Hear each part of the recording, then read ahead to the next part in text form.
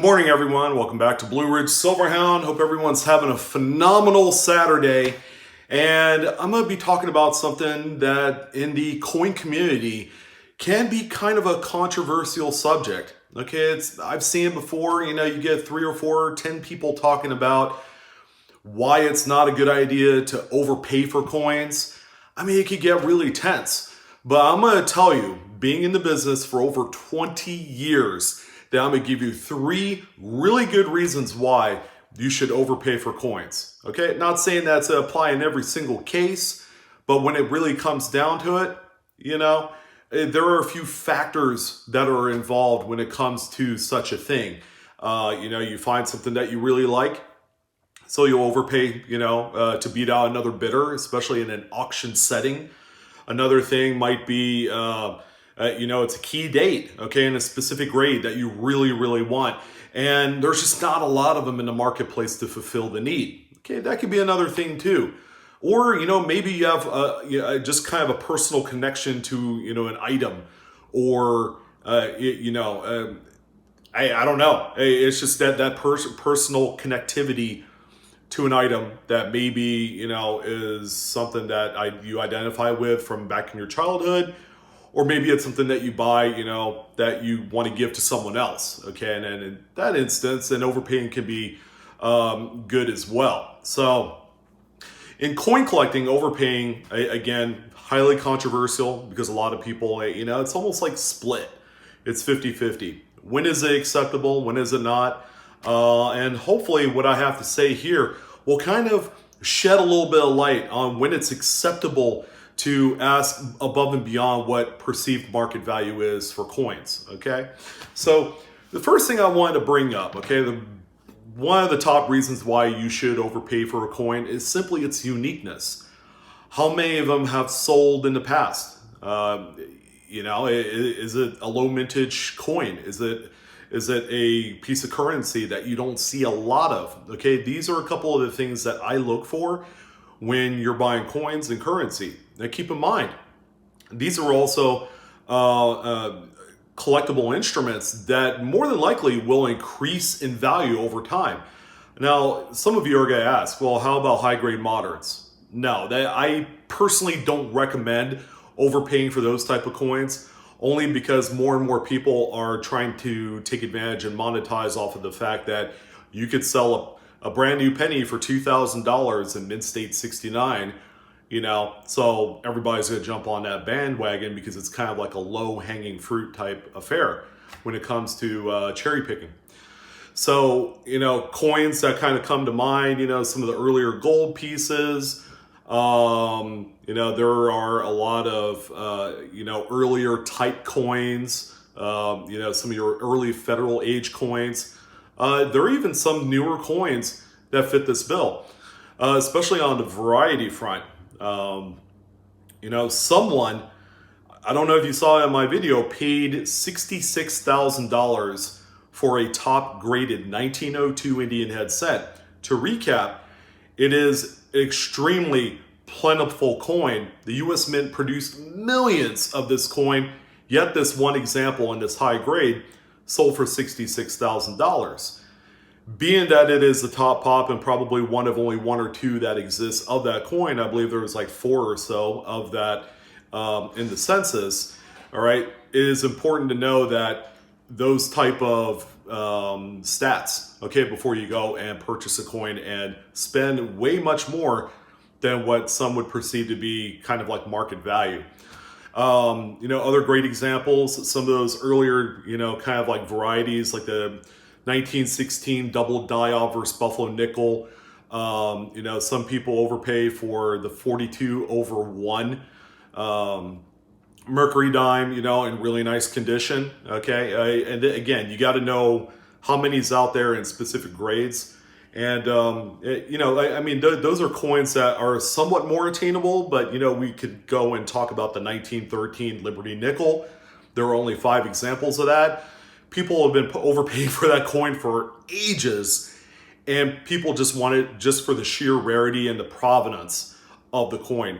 There is even a king in the Middle East that owned one example of that Liberty nickel. So, it's kind of like good company to own one. So that way you could say, oh yeah, the king of, wherever, owned one of these, and, now I have one too. Okay. Again, it's a deep pocket saying, but at the same time, you could overpay on coins that are only worth 20 bucks.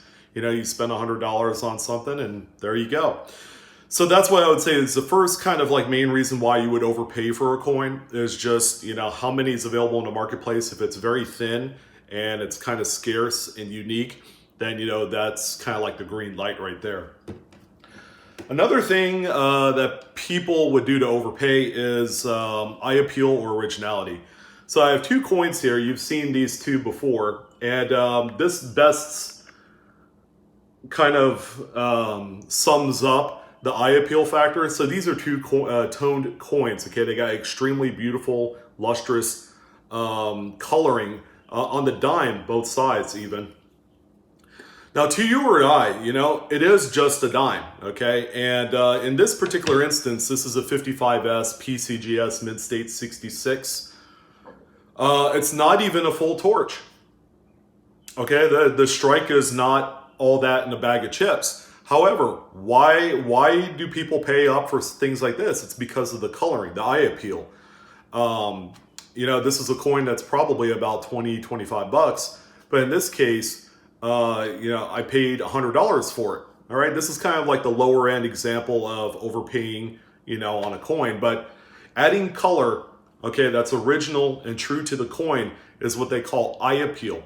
People have been paying up for coins like this for ages. Okay. Just go on any auction site, whether it's Heritage Auctions, eBay, Stax Bowers especially, Legend Morphe. Take a look at these auction sites and look at some of the old Morgan dollars that have sold. You could usually pull up like a previous sold archives and take a look at all these coins, like rather common dated like 1884 Morgan dollars in Mid-State 64 and 65 that sold for like $5,000, $10,000 because of the coloring of the coin. So the eye appeal is not only about toning, but it's also about strike. Now, what do I mean by that? Well, the best example I could give you for this would be the 1921 peace dollar. For those of you that have collected or know about this coin, okay, it's a 1 year kind of type where they made a high relief example. Now, what that means is the relief, the actual design devices pop off of the coin and then the fields are more deep on there. So it gives the coin more of a 3D look than the 1922 and above peace dollars and probably just about any modern coin that you could think of. And finding a 1921 with a full strong strike is probably one of the most difficult endeavors to participate in, okay? Let me give you an example. What I mean by a strong strike. Okay, so these coins look phenomenal. However, the very middle of the coin where you have the ear and the hair on Liberty, on the peace dollar, is usually flat and worn. Okay, that's because of how the dies were prepared, and just after a few hundred strikes, the actual details of the hair would actually flatten out. All right, so finding some with some highly identifiable lines and really full hair locks right around the ear is extremely hard to find, and that's why people overpay by many hundreds of dollars for even grades like an AU to low mint state. Whereas it's a coin that's worth about $200 to $300, people are paying about close to $800 to $1,000 for something with a strong strike. So that's another example of why people overpay, and that's a good reason. Okay, so that's the kind of the number 2 thing on this list. So before we get into the number 3 thing, it's more of something that I encountered this morning in the Facebook pages, because I'm a member of a couple groups on there, and there's a lot of talk about something like this. But if you've stuck around, okay, we're gonna get started with this Memorial Day weekend in a big way, and I'm gonna be giving away 2 Silver Eagles. Okay, the giveaway is now, by the way. So the first 2 people to comment in this video and type in chicken dinner, like winner, winner, chicken dinner. So you're just going to type in chicken dinner. The first 2 people to type that in the comments wins a 1987 Silver Eagle. So that, 2 winners in there, okay? So go ahead and type it in. I will message each of you through YouTube. So if you have an account on there, I'll message you through YouTube by hitting your profile and then sending you a message there. So that way we could exchange information and I could get these sent out to you Monday or Tuesday. Because post office is closed on Monday, silly. But anyways, thank you for all the views and support. Okay, we are going to go ahead and continue on. The third absolute reason why you should overpay for a coin is because you think there is a lot of originality, there's a lot of treasure, there's a lot to be found in something specific. And what I mean by that, you saw it at the beginning of my video, bulk coins. This is all wheat cents. All right, so this has been kind of like the conversation point this morning on Facebook, and I thought I would bring it up. So someone was offered a really unique opportunity to buy a bunch of rolls that I guess were pretty old, but they were all solid dated rolls. Like one would be 1957, another one would be 1956, and it would be full solid rolls of specific dates. And the guy is at, well, it's 500 rolls and he's asking $1,250. Okay, a little bit of basic math. That's 5 cents per piece. Okay, so right out of the gate, there have been a number of people that have commented, well, oh, that's way too much. I would much rather, buy a graded 1909 SVDB, where if you're a purist, that's a phenomenal idea. I would do that over buying bulk wheat cents, because something like this, you really don't know what's in there unless you've done some research, and we'll get to that here in a second. So there have been a few people who say, for $1,250, buy one really nice graded coin and you'll probably have money left over to buy something else. Okay, that's a phenomenal idea. That's a good way of thinking. So, you would think the conversation would end there, it'd be all good to go, but there has been a couple people that said, well, that's way too much. I only pay 3-4 cents for them. I would offer that. Really? I mean, people who believe that every single bag of wheat cents or roll, if they believe that every single one of them searched, then yeah, you would offer 3-4 cents. All right, but we didn't know enough information. Okay, so when you're out buying big, large collections and kind of like unknown stuff like big, wheat cent bags or buffalo nickel bags, or maybe even 90% searched 90% silver bags. Okay, you want to get to know you want to talk to them and identify exactly what the provenance is of the collection of that wheat cent bag, of the collection of 90% silver. Some of the things I'll ask is, okay, how long have you had this? Where did it come from? And what did he or she do for a living? So let's say this wheat cent bag right here came from, a great uncle's grandpa's mother-in-law or something like that. Retired teacher, all she did was a saver. Okay, so there's a lot of information there that you could use to determine if you should overpay for that lot. Because, number one, exactly the lineage of where the collection came from. It wasn't purchased at a dealer. It wasn't purchased online.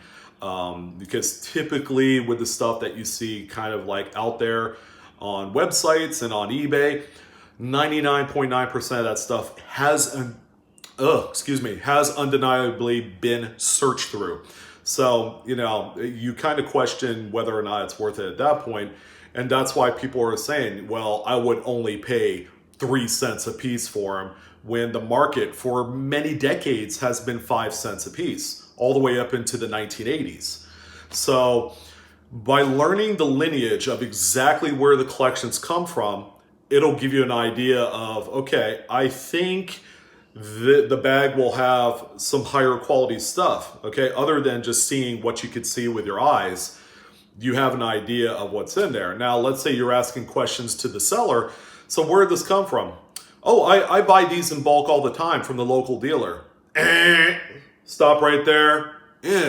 Don't pay 5 cents, talk them down. The big identifier is you buy them from a dealer. Okay, and dealers, as we know, they're trying to recoup the cost of overhead and trying to make profits. It's kind of hard to do when you're a coin dealer. Okay, it's one of the toughest things.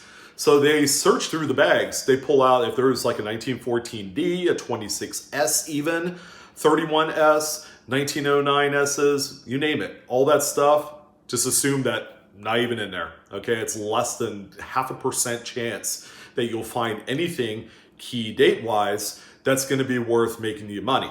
Okay, so that's kind of like one of the takeaways. Now, let's say you identified it is kind of like an old collection that's never been picked through because came from a retired teacher that grew up during the 1920s and 30s, and these have been in her basement for about 55, 60 years. All right, pay the full 5 cents a piece for them. All right. You can even feel generous. If they don't know what to sell it for, say, hey, you know what? I'll give you 6 cents a piece or 7 cents a piece. If there's a lot of like teens and 20s in there, whether or not they have min marks or not, it's going to be worth it because those coins sell for between like 8 to 10 cents a piece on its own. So, you could take the lot, separate out all of the teens and 20s or 1909s if that's applicable, and then make money that way. Okay, so it's kind of like a case-by-case basis. Okay, based on what you'll pay a little bit over spot by this much, or you'll pay exactly spot for some sort of unsearched silver. If it's searched that you know of, or if all the coins are damaged or cleaned, then you'll adjust the amount of money you pay for accordingly. But it is completely acceptable to overpay for bulk collections if and only if you have all the information needed to make that informed decision. Okay, a lot of people don't realize that, and they come out guns a-blazing saying, you know what, for the last 5 years, and by the way, I've only been collecting coins for 5 years, I only pay 3 to 4 cents for these. Well, it sounds like you love buying searched material, right? What's that good old saying? Lame people blame people. It's kind of like, it's a similar premise, okay? It's like you want to argue about something, but yet that's what you buy. When you should be concentrating on buying the more unique older collections that have been in the dark in some shed for 2 generations. Now we're really talking. But anyways, I hope this video has been pretty useful. Okay, those are the 3 instances where overpaying for coins is definitely a-okay. You have my stamp of approval on it, and I'm sure you get the stamp of approval of a lot of people. Again, it's a very controversial subject. People just don't like to overpay. As a society, we are cheap. Okay, we want to get something for the lowest amount of money, and that's perfectly fine. But you also have to not be so short-sighted to think that everything should be cheap. Okay, whether it's 100 million pieces made or only 10. Okay, there's a difference. There's a difference in the buying mentality and the investment mentality when it comes to these collectibles. So I hope you guys enjoyed this video. If you haven't done so, I did a giveaway just a few minutes ago. Subscribe, hit that bell for instant notifications so that way every time a new video comes up, and I know I may hear it, but a giveaway can occur anywhere on the video. It could occur in the beginning, middle, or end of the video. But again, it's my way of giving back to the community, to the subscribers. I'm going to be doing giveaways all summer long. Should be a lot of fun. We're starting to heat up, although it's kind of like 60 degrees outside right now, but it's bound to heat up, and I'm looking forward to giving more away and giving back. So you guys take care. Have a wonderful weekend, and I'll see you later.